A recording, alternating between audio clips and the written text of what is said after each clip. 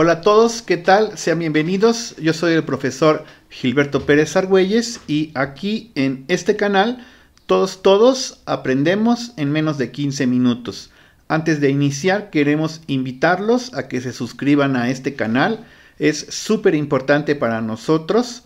Además queremos invitarlos a que se suscriban en nuestra página de Facebook, que nos sigan en Facebook.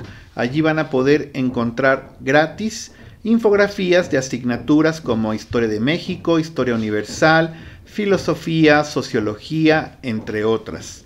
Dicho esto, entonces, es momento de iniciar la sesión del día de hoy. Tenemos preparado el video que tiene como título Falacias, la ciencia de detectar mentiras y manipulación.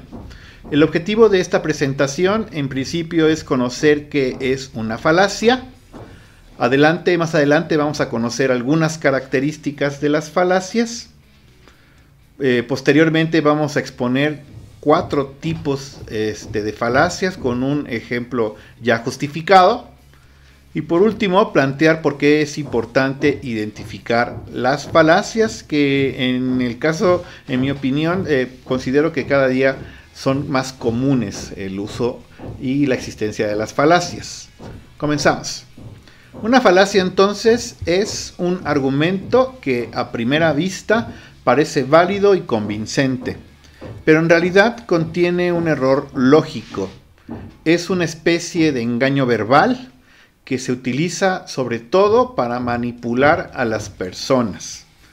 La falacia entonces es cuando somos capaces de crear argumentos que parecen válidos, pero que realmente tienen por allí algún punto que podría, en este caso, derrumbarle, ¿no?, a esa idea.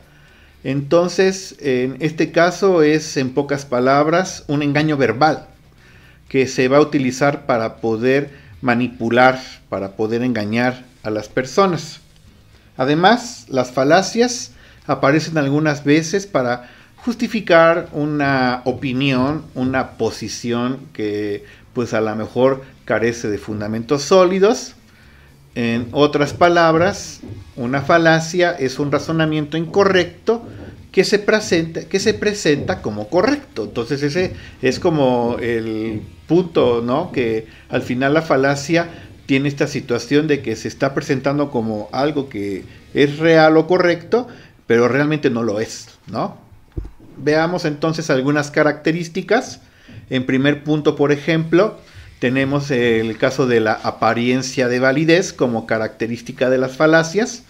Suelen ser argumentos bien construidos y presentados de manera persuasiva, lo que las hace difíciles de detectar a simple vista, ¿no? Y bueno, apariencia de validez podría ser, por ejemplo, pensar: todos los estudiantes que estudian para un examen sacan buenas calificaciones. Alberto estudió para el examen, por eso sacó buena calificación. Hasta el momento pareciera que este argumento tiene validez, porque al momento de que decimos que todos los que estudian para un examen sacan buenas calificaciones, pues parecía lógico pensar que si Alberto estudió, por eso sacó una buena calificación. Aunque tendríamos que considerar que tal vez Alberto tenga facilidad para la asignatura, o que tuvo algún buen maestro que al final le provocó el interés y que hizo que se atrapara con algunos conceptos y que eso le va a facilitar aprobar el examen. Y entonces no necesariamente por haber estudiado va a sacar buena calificación. Sí estudió, pero tal vez tiene esta situación de tener habilidades para esa asignatura, para ese tema. Segunda característica, el error lógico subyacente. A pesar de su apariencia, contiene un error en su razonamiento, una premisa falsa o una conclusión que no se sigue lógicamente de las premisas. Aquí entonces esta es como la base de, en este caso, las falacias. Por ejemplo, decir: todos los políticos son corruptos. Podríamos pensar que es así, De hecho, algunos están ya considerando que no tendría por qué considerarse incorrecta la apreciación, pero realmente es una falacia. Es un error lógico subyacente porque no podríamos generalizar. No podríamos decir que todos los políticos son corruptos. A lo mejor la mayoría sí, pero hay algunos que no, porque si todos fueran corruptos, la política ya hubiera desaparecido. México ya se hubiera derrumbado. Si todos los políticos mexicanos fueran corruptos, no habría México. Se ha sostenido a México en pie, probablemente porque tal vez algunos políticos no son corruptos. Imposible generalizar. Es difícil poder determinar que todos los políticos son corruptos, porque al final es muy probable que algunos de ellos no lo sean. 3. Intento de persuasión sería otra característica. Se utiliza con el objetivo de convencer a otros de una determinada idea, de una determinada posición, a menudo apelando a las emociones o a prejuicios en lugar de a la razón. Ok, en pocas palabras, es utilizar argumentos basados, en este caso, en las emociones.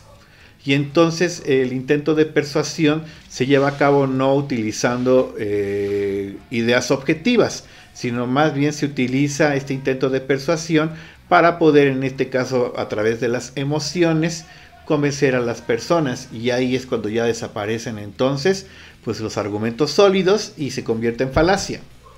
Veamos algunos tipos. La primera es el ad hominem. Consiste en atacar a la persona que defiende una idea en lugar de refutar, en lugar de atacar sus argumentos. En vez de centrarse en la lógica de lo que se dice, se busca desacreditar al otro, al interlocutor. Por ejemplo, tenemos aquí el caso, dice, no puedes creer lo que se dice sobre... No le puedes creer lo que... Otra vez, perdóneme, no puedes creer lo que dice sobre economía. Es un socialista. O, claro, que él defiende eso, es que es un perdedor. Y entonces ese intercambio de ideas, esa discusión, pues al final va a estar fundamentada no tanto en intercambiar ideas o argumentos, sino más bien en el ataque personal. ¿Por qué es una falacia? Porque la validez de un argumento no depende de la persona. Aunque sea socialista, pues puede opinar de economía. Y en este caso entonces, en vez de, dice por acá, no depende de la persona que lo defiende, sino de la fuerza de las razones que lo sustentan, en este caso. ¿Vale? Veamos el otro tipo de falacia, es el inciso B, es el ad populum. Apelación a la popularidad, por supuesto. Se trata de justificar una idea o acción porque es popular, o porque la mayoría de las personas la acepta. Ejemplo, todo el mundo lo hace, así que debe estar bien. O otra idea dice, la mayoría de las personas creen en los extraterrestres, por lo tanto deben existir, deben tener razón, seguramente pensarán. Y entonces en este caso, ¿por qué se considera falacia? Porque la popularidad de una idea no garantiza su veracidad. Muchas creencias populares han resultado ser falsas. Aunque de repente pareciera que sí son reales, pues realmente el que sea popular una idea no quiere decir que sea correcta, que no tenga veracidad. Sigamos con la tercera falacia, que es la falacia de causa falsa. Se establece una relación causal entre dos eventos, simplemente porque uno ocurrió antes que el otro. Veamos el ejemplo. Desde que empecé a usar este amuleto, he tenido mucha suerte. Otro ejemplo. Llovió después de que bailé la danza de la lluvia, así que mi danza funcionó. Y entonces es causa falsa porque la correlación no implica causalidad. Solo porque dos eventos ocurran juntos no significa que uno cause el otro. Si usted se compró una patita de conejo y de repente comenzó a tener esta situación de irle bien, pues seguramente le está yendo bien porque usted está haciendo bien las cosas y no tiene nada que ver con su patita de conejo. Y entonces ahí está la falacia de causa falsa. Vamos con la cuarta y última. Existen muchísimas más, pero yo solo elegí estas que considero trascendentales. La cuarta es la falacia del hombre de paja. Consiste en distorsionar o exagerar la posición de un oponente para luego atacar esa versión distorsionada en lugar del argumento original. Este es muy común. Dice por acá, ejemplos. Los defensores de los derechos de los animales quieren que los humanos vivamos en la calle y comamos hierba. Otro ejemplo. Los ecologistas quieren que dejemos de usar cualquier tipo de tecnología.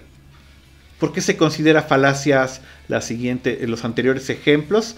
Porque al crear una versión caricaturizada del argumento original, se va a facilitar atacarlo y se evita abordar los puntos claves de la discusión. Yo no creo que los defensores de los animales nos estén pidiendo que comamos hierba o que vivamos en la calle.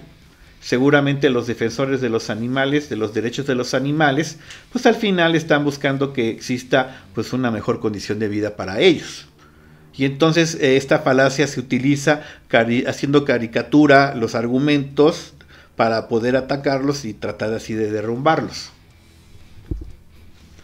Vamos a ver por qué es importante identificar, por qué está usted aquí en este video tal vez.